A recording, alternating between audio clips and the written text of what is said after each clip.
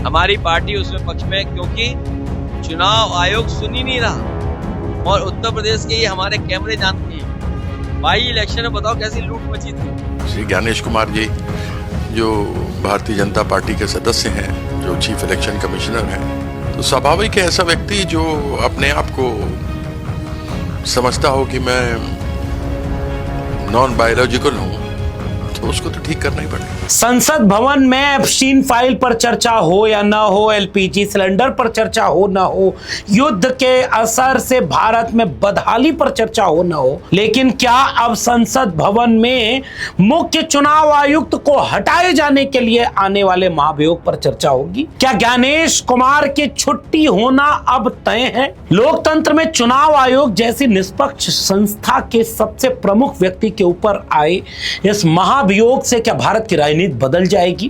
क्या ममता बनर्जी के अगुवाई में आए इस महाभियोग प्रस्ताव पर अखिलेश यादव के खुले समर्थन के बाद, 200 सांसदों के दस्तखत के बाद, क्या मोदी सरकार के सामने अब मुश्किल नहीं बढ़ गई है कि वो इस देश के लोकतांत्रिक जड़ में जो मट्ठा डालने का काम कर रही थी, अब उस पर चर्चा तो कराना पड़ेगा। ओम बिरला पर चर्चा अभी हुई।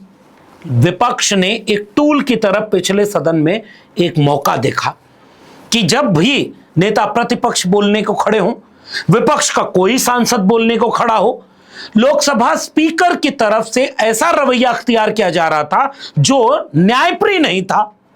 विपक्ष नाराज हुआ। विपक्ष ने अविश्वास प्रस्ताव पारित किया और पेश कर दिया संसद में कि हमें इन लोकसभा अध्यक्ष पर विश्वास नहीं है। 2 दिन चर्चा, 10 घंटे चर्चा।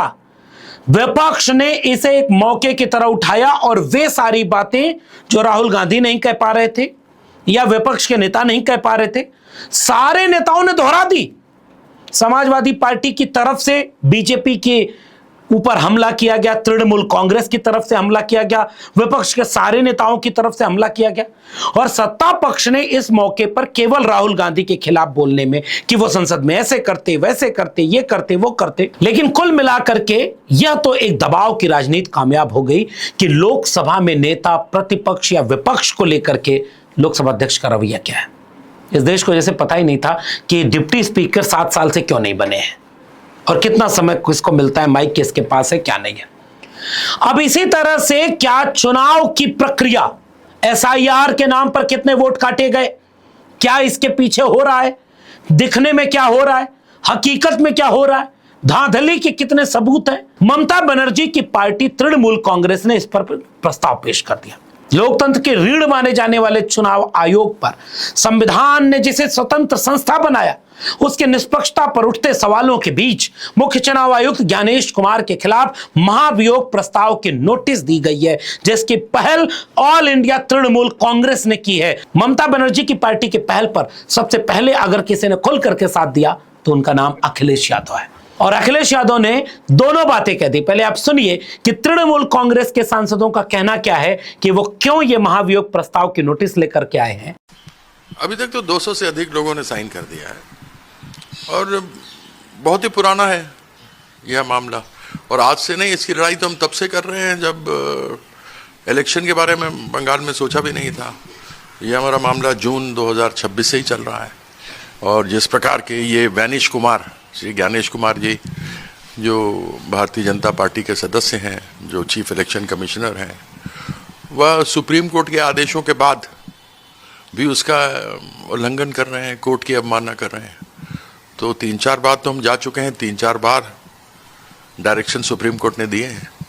तो स्वाभाविक है ऐसा व्यक्ति जो अपने आप को समझता हो कि मैं नॉन बायोलॉजिकल हूँ, तो उसको तो ठीक करना ही पड़ेगा। अब इसके बाद ये सुनिए कि जब अखिलेश यादव से पूछा गया कि भाई चुनाव आयोग के खिलाफ महाभियोग लाने के लिए संसद में एक नोटिस दी जा रही है, तो उस पर अखिलेश यादव ने क्या कहा?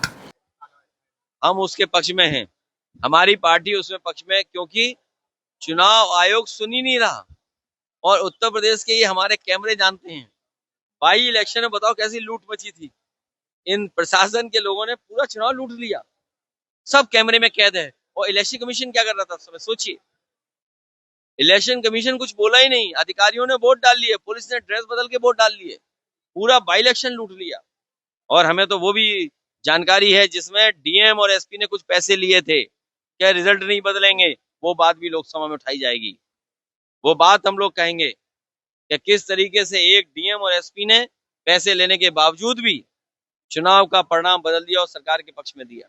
अब ये बात यहीं से समझ लीजिए कि अखिलेश यादव ने जिसका जिक्र किया ना, कितनी तरह की धांधली, उपचुनाव में लूट लिया लोकतंत्र को, वोट चोरी नहीं वोट डकैती हो रही है, और उसके बाद जिलाधिकारी से लेकर प्रशासन का दुरुपयोग कि कैसे परिणाम बदल दिए जाए, कितना सरकार दुरुपयोग करती है। और इसके साथ साथ कांग्रेस पार्टी तो इसमें शामिल होगी ही, जो वोट चोरी के मुद्दे पर बहुत मुखर रही है।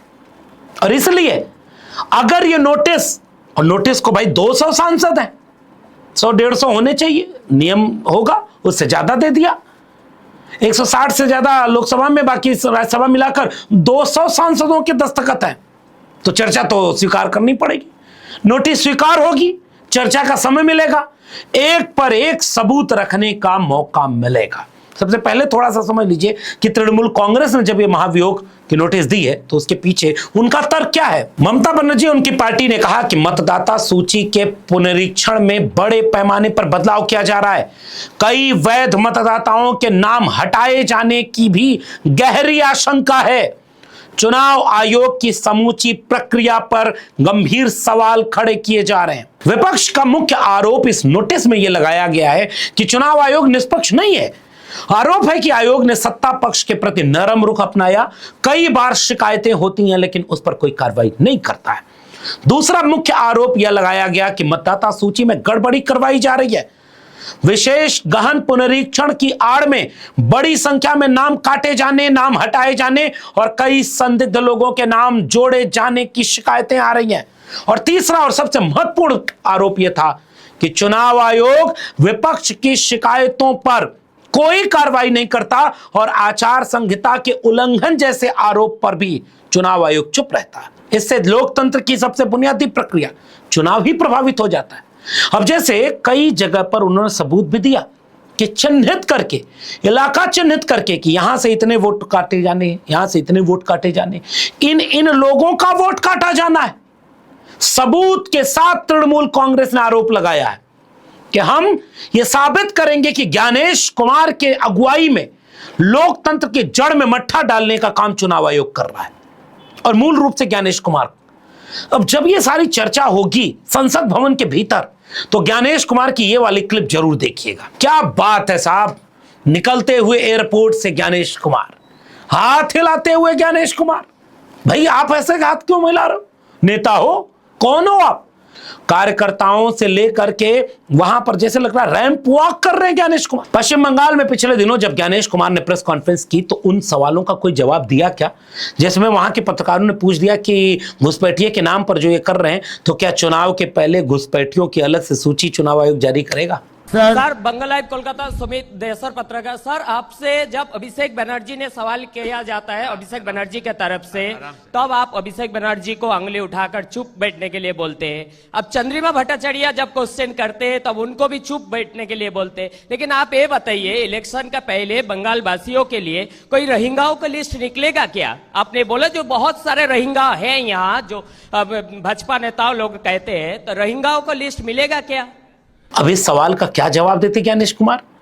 कोई पत्रकार जाकर ज्ञानेश कुमार से पूछ दे कि बंगाल छोड़ो, बिहार में तो चुनाव भी हो गया, अब तो बता देते कि बिहार में कितने घुसपैठिए पकड़े गए।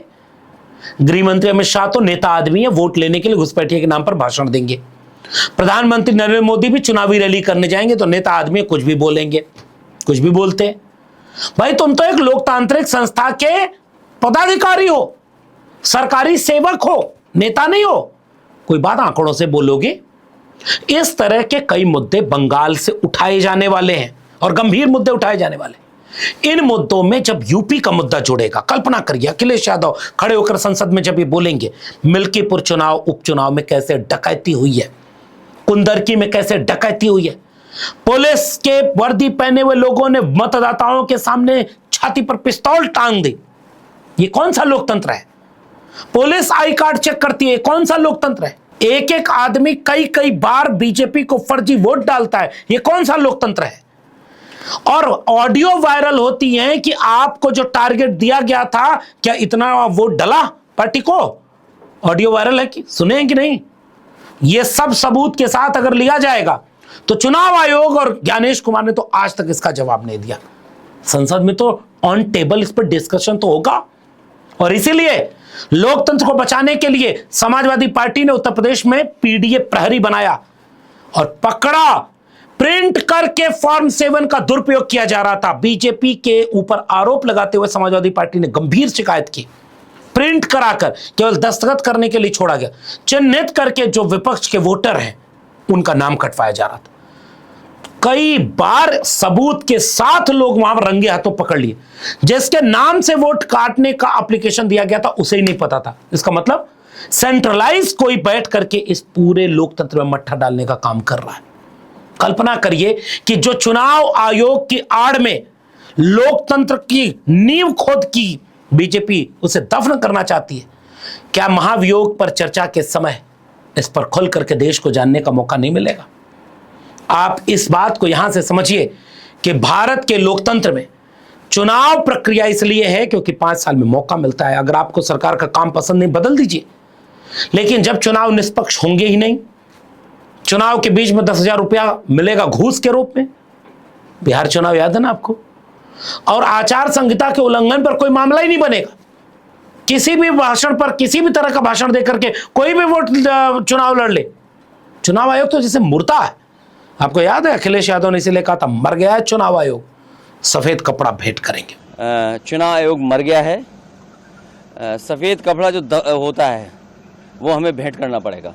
अब कल्पना करिए देश के संसद में चुनाव आयुक्त ज्ञानेश कुमार के ऊपर जब महाभियोग पर चर्चा स्वीकार हो जाएगी, और करनी पड़ेगी, सरकार को करनी पड़ेगी इस पर चर्चा। हालांकि बीजेपी बार बार यही करेगी कि पहले तुम लोग कितना किए हो गलत, तो पिछली गलतियों से आज बीजेपी की लूट डकैती सही हो जाएगी। कल्पना करिए कि जब यह संसद में चर्चा होगी तो ये कितनी जरूरी चर्चा होगी। और आपको भी इस बात के लिए नजर रखनी चाहिए कि अगर वोट का अधिकार ही सुरक्षित नहीं तो फिर काहे का संविधान, काहे का चुनाव? फिर तो एक ही पार्टी को हमेशा के लिए विजयी घोषित कर दो, खत्म कर दो लोकतंत्र को, हत्या कर दो संविधान की। लेकिन अगर ये संविधान है, लोकतंत्र है, चुनाव होगा, तो चुनाव की प्रक्रिया, चुनाव आयोग, चुनाव आयुक्त, इन सब की भूमिका पर देश के सदन में चर्चा होनी चाहिए और खुल करके होनी चाहिए, और 2-4 दिन होनी चाहिए। सबको पर्याप्त समय मिलना चाहिए और उसके बाद ठोस कार्रवाई होनी चाहिए। आपको क्या लगता है इस चर्चा के बाद देश को कुछ गंभीर सवाल पर कुछ मिलेगा? हालांकि अभी देश सिलेंडर भरवाने में परेशान है क्योंकि युद्ध के समय भारत ने अपनी विदेश नीति गिरवी रख दी थी, जिससे अब भारत में एक अलग तरह का हाहाकार मचा है। लेकिन इन हाहाकारों के बीच लोकतंत्र संविधान पर बात भी तो जरूरी है। आपको क्या मानना लगता है? नीचे टिप्पणी अपनी जरूर दीजिएगा। वीडियो पसंद आई हो तो लोगों तक शेयर करना मत भूलिएगा। फिलहाल इस वीडियो में इतना ही। चैनल को सब्सक्राइब नहीं किया तो जाते थे चैनल को सब्सक्राइब कर लीजिएगा। बेल आइकॉन यानी घंटी बटन दबाएंगे तो अगली वीडियो की सूचना मिलेगी। ज्वाइन करेंगे तो हमें ताकत और हिम्मत मिलेगी। अगर आप इस वीडियो को ट्विटर यानी एक्स या फेसबुक पर देख रहे हैं तो डॉक्टर लक्ष्मण यादव को फॉलो करना मत भूलिएगा। फिर मिलेंगे, तब तक के लिए बहुत बहुत धन्यवाद।